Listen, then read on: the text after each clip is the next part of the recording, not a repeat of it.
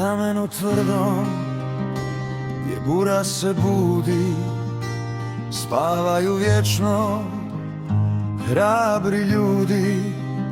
Od 91. kroz oganj i mrak dali su život, ostavili trag.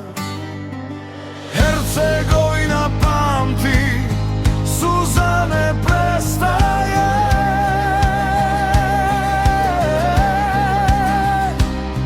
dok sunce nad brdom polako nestaje.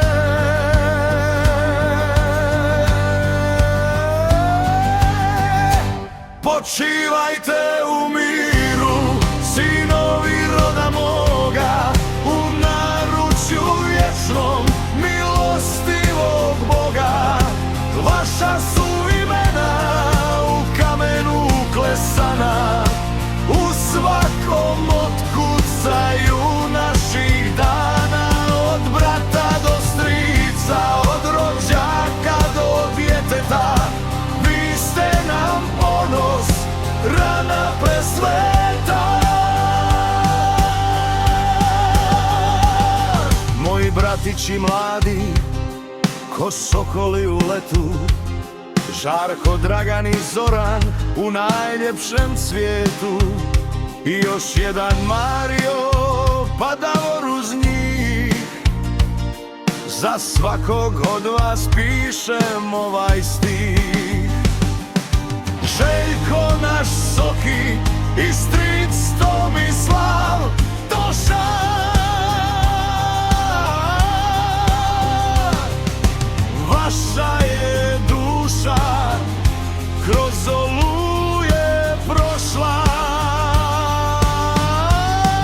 Stric Zvonimir i stric Hrvoje stoje, u sjećanju živite, heroji boje. Moj brate Mario, u srcu te nosim, tvojim se imenom zauvijek ponosim. Bol je duboka ko ponor u stijeni, dok palim svijeću u tihoj sjeni. A tamo gdje anđeli čuvaju stražu, najtužnije priče vjetrovi kažu. Brat moj Stjepan, naš Stipe i snaha Mila, dva mala čeda tek raširenih krila. Nisu ni dvije